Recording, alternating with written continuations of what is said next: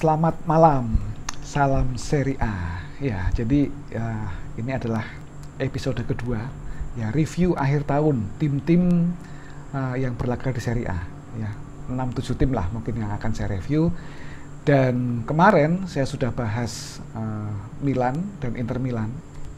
Ya, dan hari ini sesuai janji saya kemarin, saya akan bahas 2 tim dari kota Roma, yaitu Lazio dan AS Roma. Ya, 2 tim besar di Italia, dan memang mereka selalu menjadi langganan untuk bersaing di papan atas.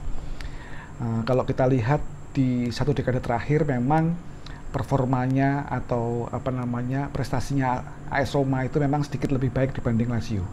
Tapi musim kemarin yang lolos Liga Champions adalah Lazio. Oke, nah kita bahas AS Roma dulu deh, ya, yang peringkatnya lebih baik saat ini. Jadi AS Roma sekarang berada di peringkat 3, memiliki permainan yang cukup oke menurut saya dan cukup konsisten secara permainan, ya. Meskipun memang beberapa hasilnya itu masih belum menunjukkan atau belum sesuai keinginan dari Romanisti.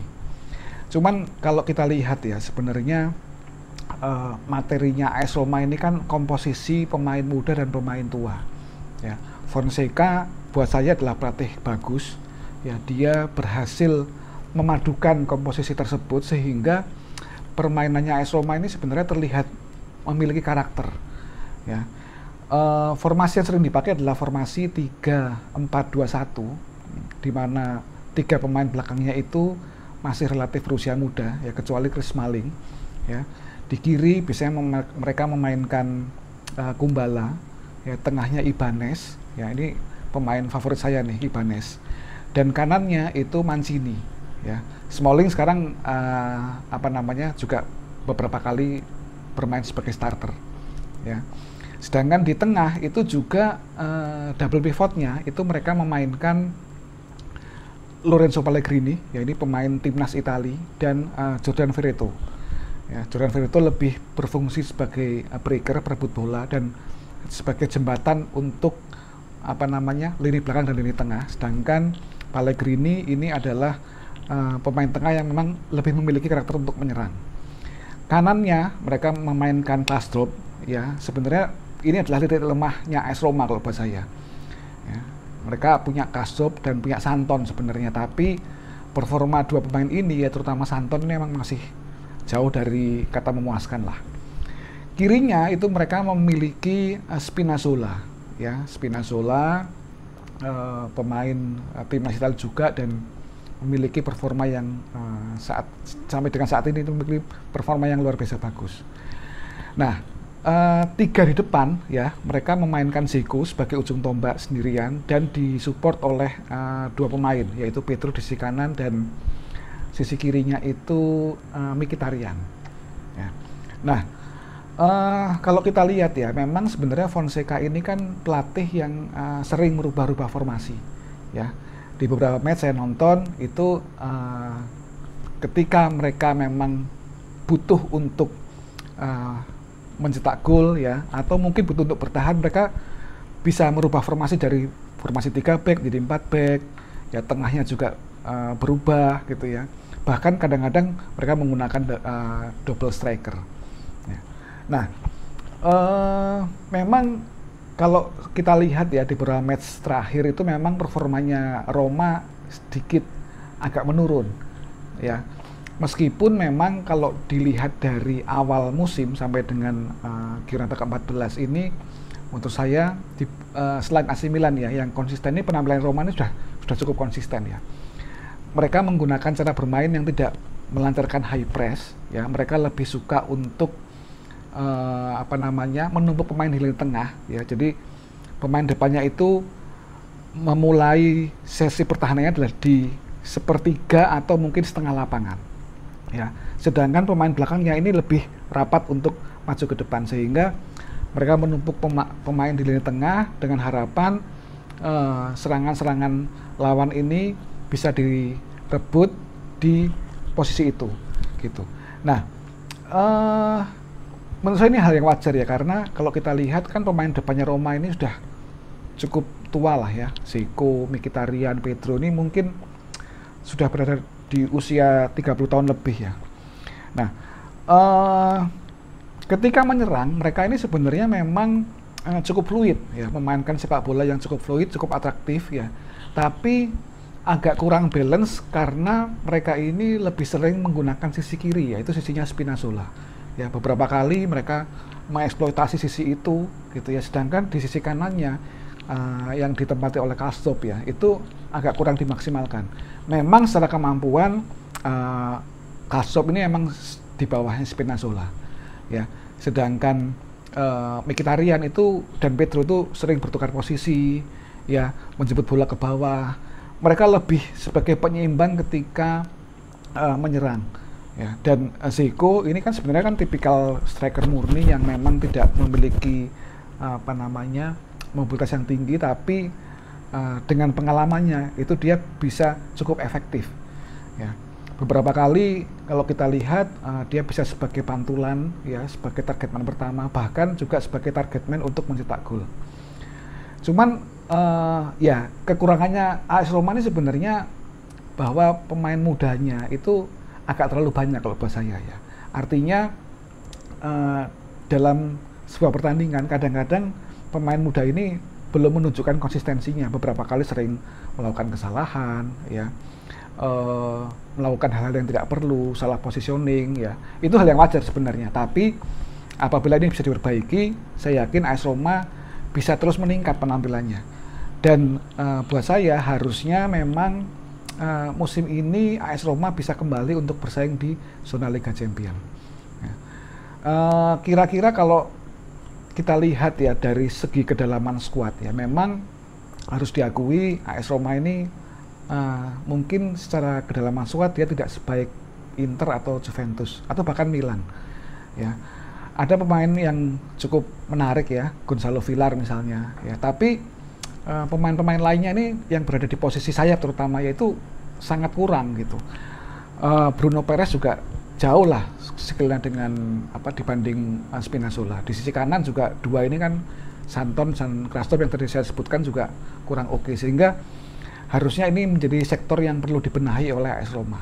Lini depan sebenarnya udah oke ya, tapi kalau buat saya Borja Mayoral dan siapa tuh namanya yang pemain Carlos Perez ini juga penampilannya angin-anginan, kadang bermain bagus tapi juga sering bermain tidak konsisten ya, bermain jelek ya, sehingga Roma mungkin di dua posisi tersebut ya, posisi untuk sebagai backupnya Mkhitaryan dan Pedro, dan back sayap itu memang harus dicari penggantinya lah, kira-kira seperti itu.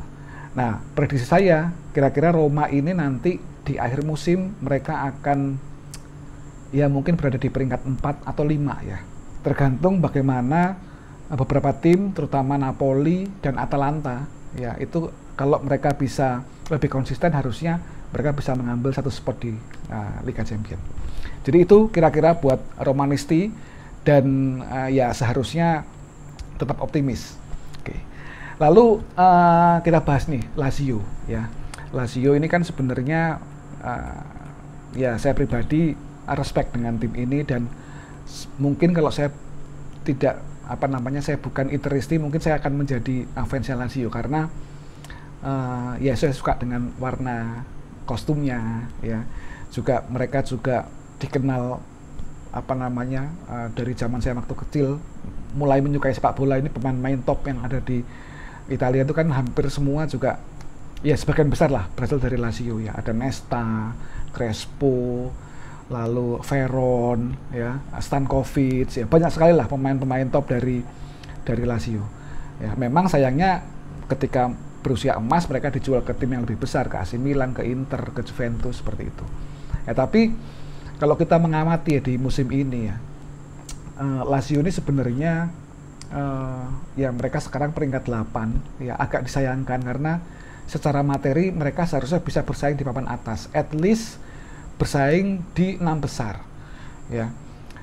Simone Inzaghi ini kan sebenarnya udah pelatih yang cukup lama melatih Lazio ya, dan ya kalau buat saya ya Lazio ini memang bermain agak textbook ya, memainkan formasi 3-5-2 ya. Cuman di beberapa posisi ini memang mereka terlihat sangat sangat timpang lah gitu.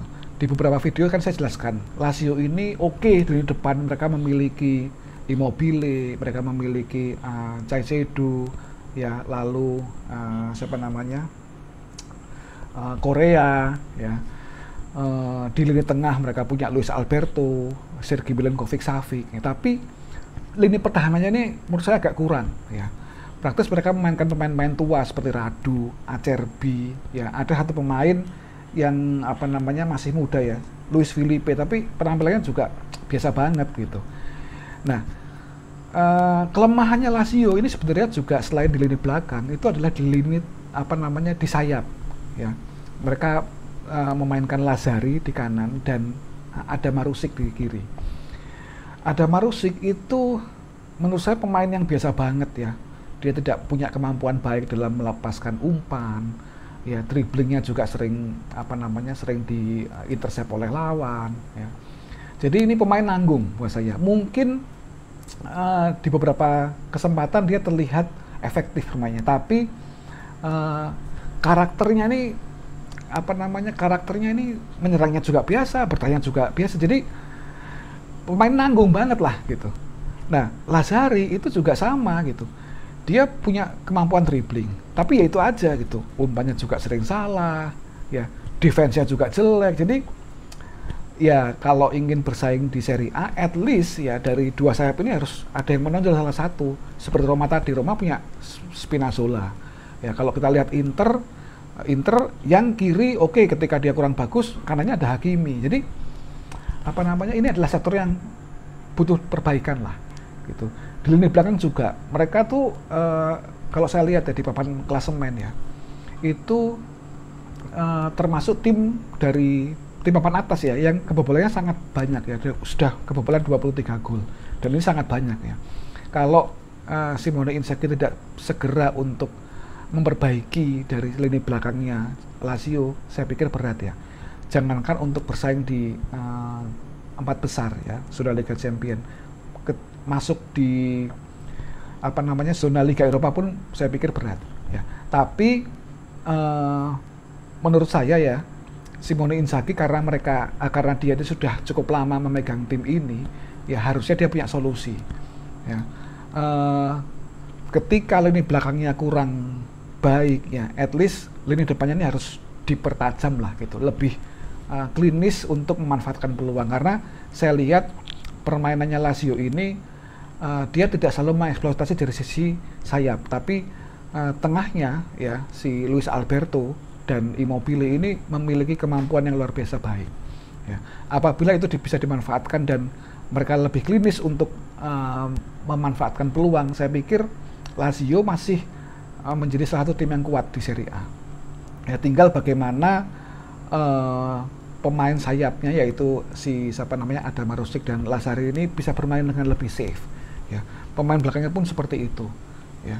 Mereka ini kan sebenarnya kalau saya lihat ya, ini kan tim yang sudah jadi, tim yang sudah cukup matang ya. Permainannya, jarak antar lini ya, itu juga sebenarnya cukup kejaga ya. Jadi ya kalau pada akhirnya nanti di akhir musim itu Lazio tidak berhasil masuk ke zona Liga Eropa ya, kalau buat saya memang ini tidak murni kesalahannya dari Simone Inzaghi ya. Tapi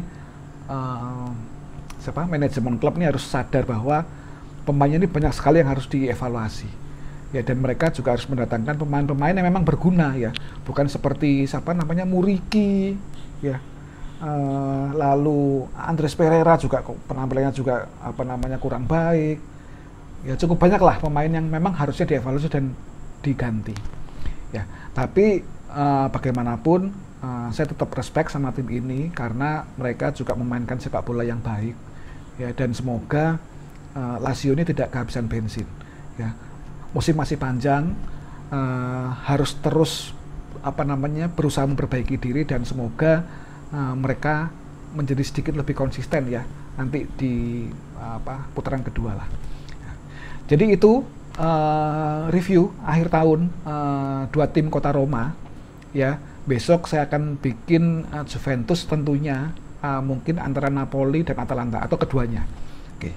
Terima kasih bagi yang sudah menonton. Selamat malam dan salam Serie A.